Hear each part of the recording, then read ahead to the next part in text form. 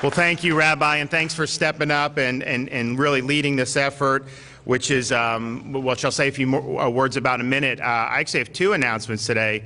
The first announcement is I just returned from a condo complex in Aventura because we did the inaugural homebound seniors vaccination pilot project launch today. And so what we're doing is dedicating 1,500 doses a week to be able to bring COVID-19 vaccines to seniors who may be homebound or may have difficulty traveling. We try to get the vaccines out to folks in a convenient way, but not everyone can go to a drive-through site. Not everyone can go to the hospital. Some have family who can help them. Not everyone has that all the time. And so we thought it was important to fill a niche. Now, some hospitals have been doing this, and some of the county health departments have been. This is another effort in that direction to be able to make sure that folks aren't left behind. And so what we're doing, and I think it's fitting to say that, to say this here at the synagogue, is we wanted to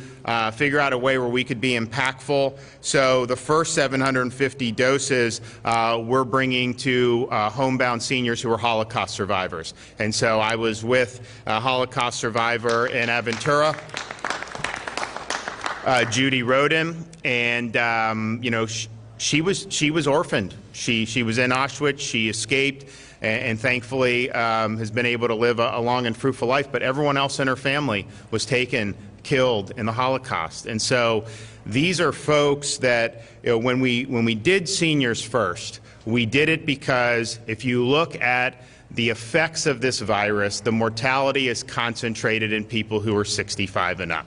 And if we can vaccinate all the seniors who want it, that's the best tool we have to reduce mortality and to save lives. But we also thought that we owe our seniors. We owe people like Judy and these other Holocaust survivors for serving as inspirations to so many people in my generation and hopefully in my kids' generation.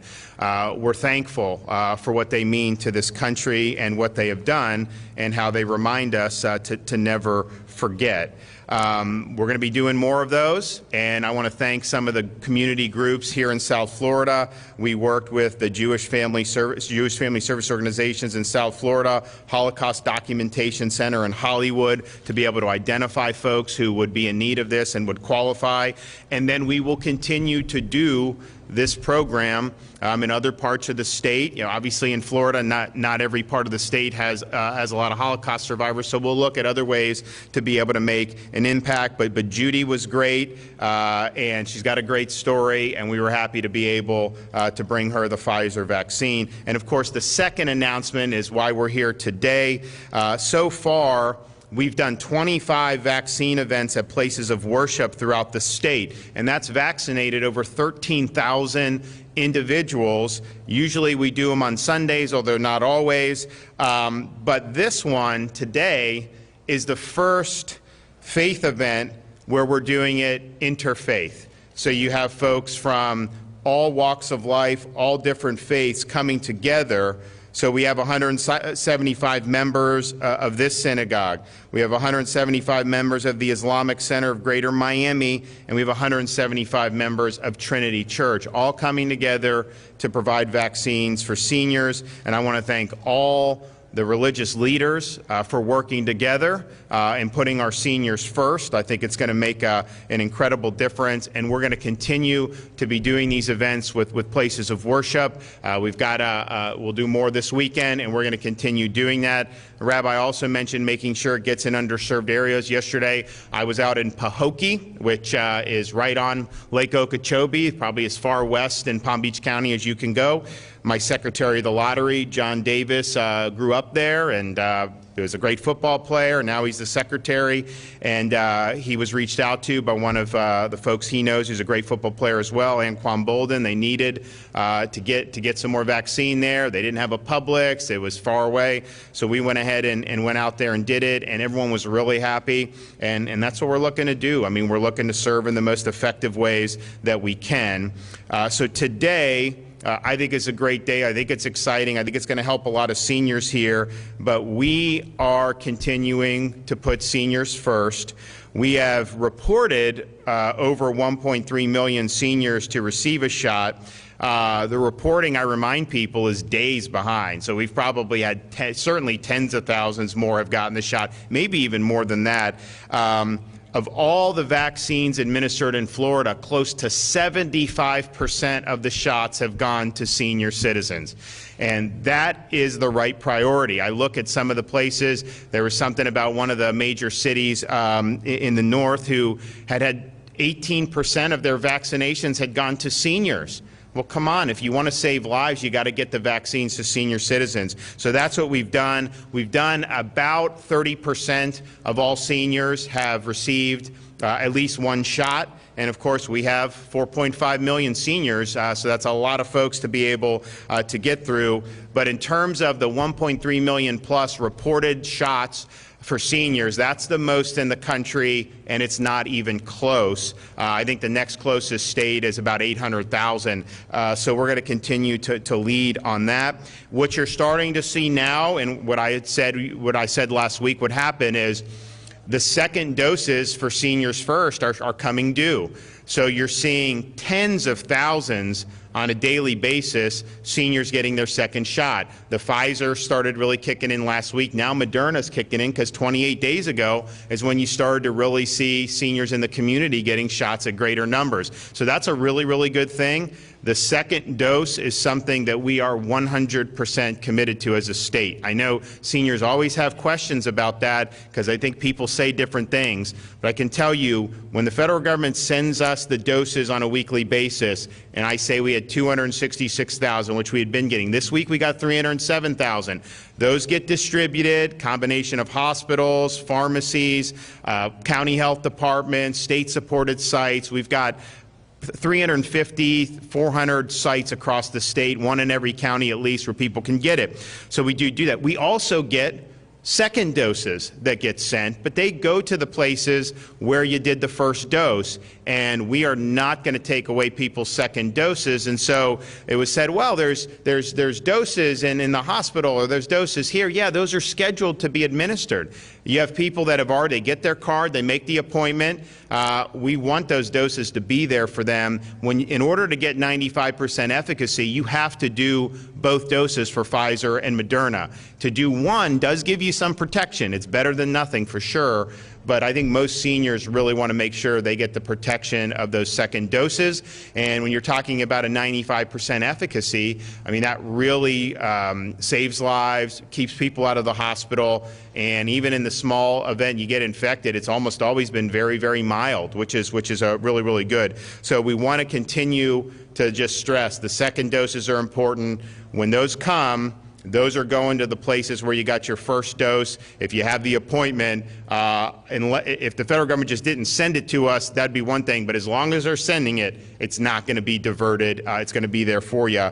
So we're now looking to see what we're going to be able to get next week for first doses. And we think that we're going to see another modest but important increase, and that's going to allow us to do some more things, and we're looking forward to doing that. I know there have been a lot of places that have done really, really well. We also finally think that we will see the federal pharmacy program turned on. So we've been waiting for this for a number of weeks. The federal pharmacy program will take doses not involving the state allocation and send them directly to specified pharmacies. And so in Florida, we're looking at Walmart, we're looking at Winn-Dixie, and we're looking at Publix as three that could be able to handle that. So hopefully we'll have some announcements on that at the beginning of the week, but that will be able to expand the footprint further, which would be very, very good for folks. We did expand starting today the Publix footprint to include Pinellas and Pasco counties over in the Tampa Bay area.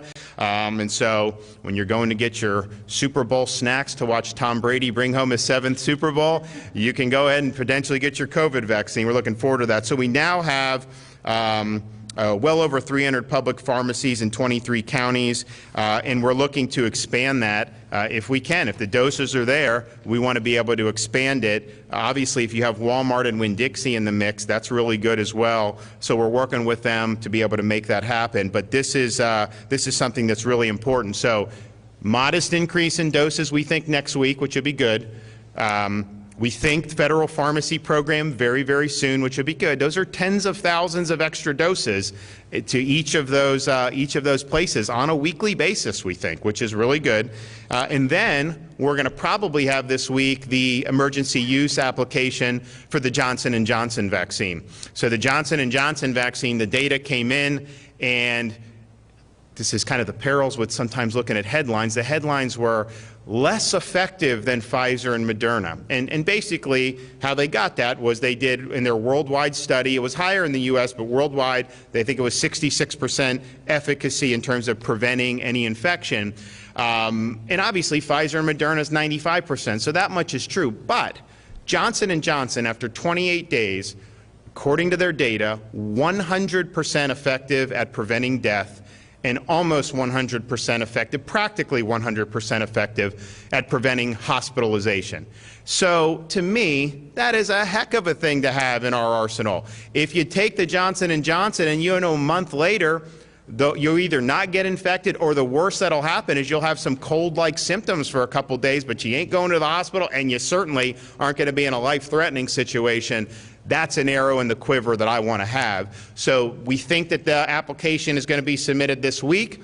Fast forward 7 to 10, whenever they submit it, count between 7 and 14 days. I'd say probably about 10 days before FDA meets and hopefully gets the approval. But there is some vaccine that will be ready and should be shipped the next day. That's what they did with Pfizer. That's what they did with Moderna. We don't know how much that's going to be, but that is something that is one dose. You don't have to worry about getting your booster. It doesn't require the real deep freeze like Pfizer does, or even any freezing like Moderna does. So just in terms of, and Florida's done a really good job, and the hospitals have done great. They've all done well, almost without exception, at preserving these, but the less stringent the storage requirements, the less likely you're going to have any of this stuff spoil. So I think that that's something that we're really looking forward to. We want to get it out. There's also reports today that Pfizer is going to be able to accelerate some of the doses that we thought may not come till June. They think maybe they'll have it by May, tens of millions additional doses for the United States. So all that being said, we see a lot of great movement. There should be a lot of, I think, cause for optimism. If you look nationwide, not just in Florida, although it's true in Florida, emergency room visits for COVID, hospitalized patients for COVID, all this stuff is going down all across our country. That's probably more of just the seasonal pattern of this thing. But if we continue on these vaccines, then it's not going to be able to have a resurgence at that point as we get into March and April, and obviously over the summer, where we had our worst outbreak was in the Sun Belt over the summer. So it's really, really significant to keep up the momentum, and I know folks are working all around the state to do so, so I want to thank them. But we're getting a lot of good news on this, and we're going to continue until every senior gets a shot who wants it. We're going to be there every day plugging away, and we're going to continue to put seniors first.